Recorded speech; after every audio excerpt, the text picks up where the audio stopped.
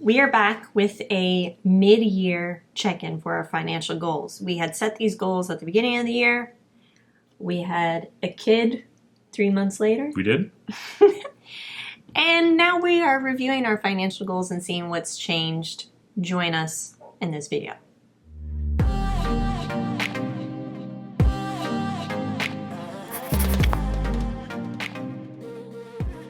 Hey guys, it's Justine with Debt Free Millennials, the channel to help you crush debt, live payment free, check your financial goals.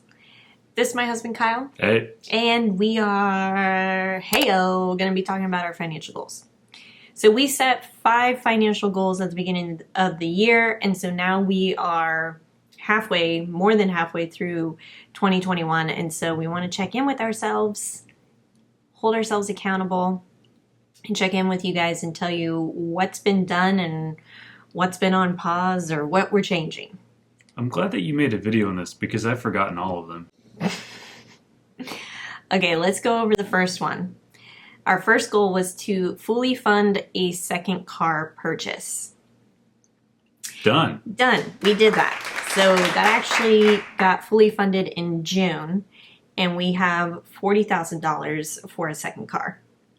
But we don't have a second car. We don't have a second car. Why is that? Because the car market is absurd right now.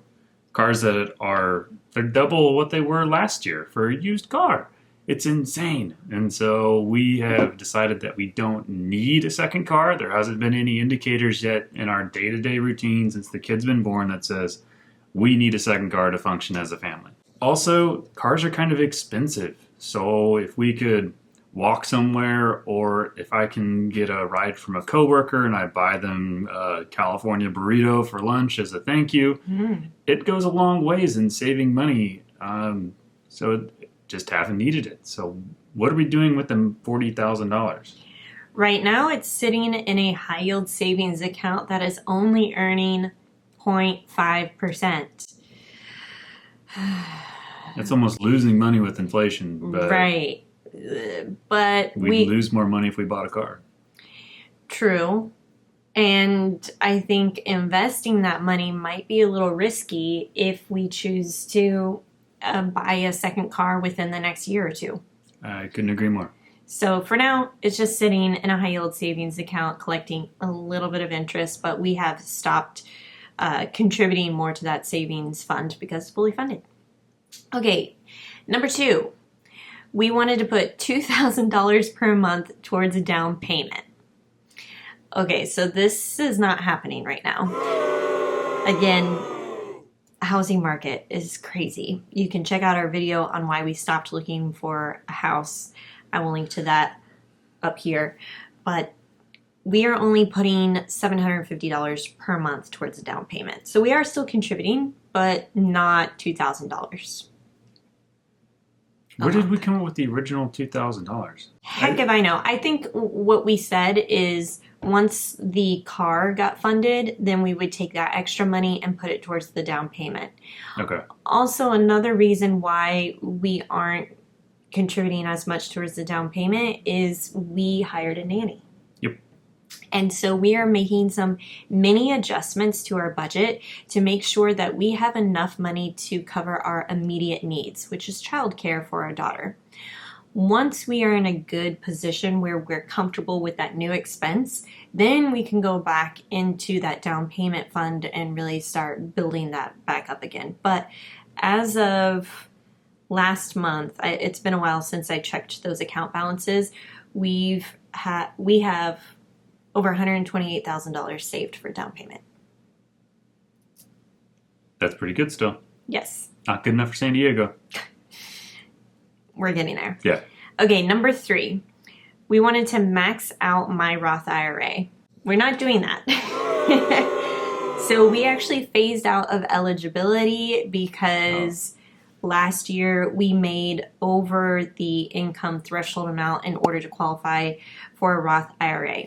However, I am learning about things like a backdoor Roth IRA, and then also maybe focusing that money in different accounts where we are still eligible, such as like a traditional IRA or my SEP IRA.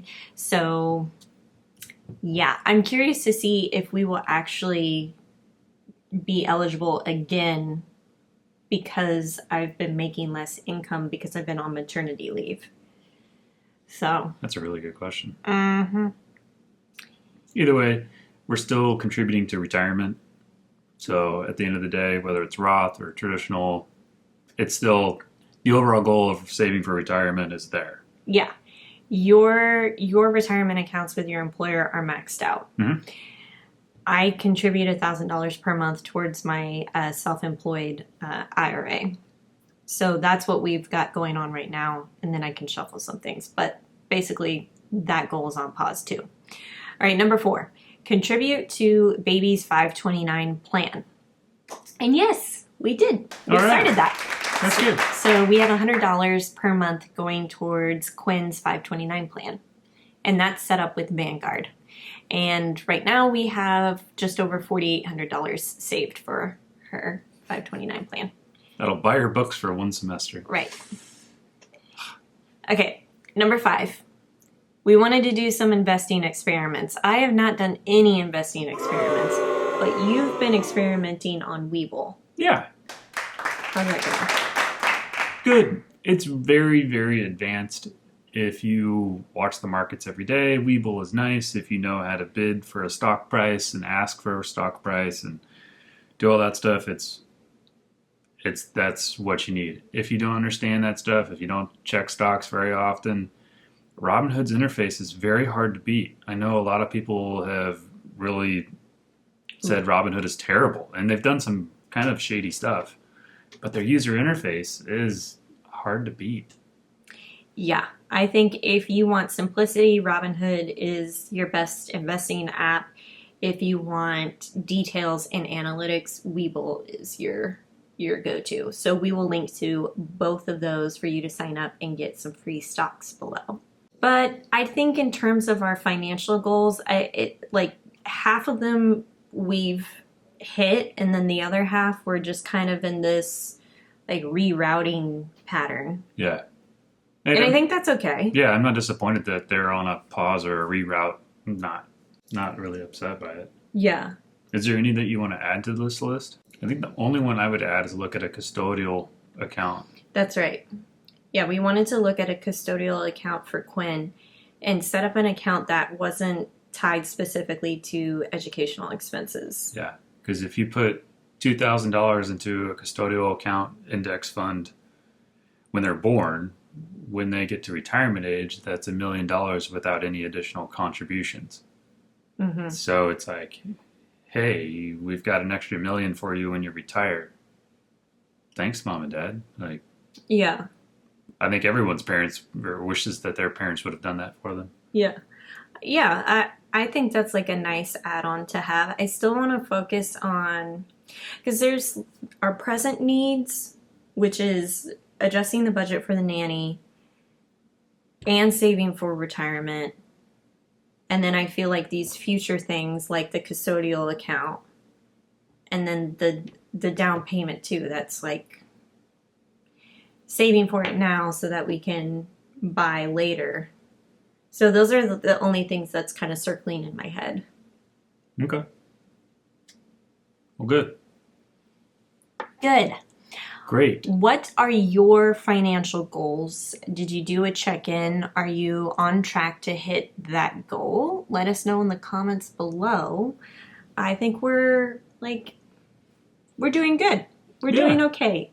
We're not, I'm too hard on ourselves. We are doing very great. We're doing great. It's just little adjustments that I didn't foresee. And then now, 7 months later, I'm like, oh yeah, actually we've got to change that stuff up. But that's okay. The whole point of doing the check-in is just being like, okay, yeah, we're not doing that. That's okay. Let's make the adjustment so that we can hit it later. Thanks for keeping us on track. And thanks for watching. If you like these updates, give this video a thumbs up. And maybe if you want us to do kind of an end-of-year check-in, let us know in the comments below. We'll catch you in the next video. Thanks.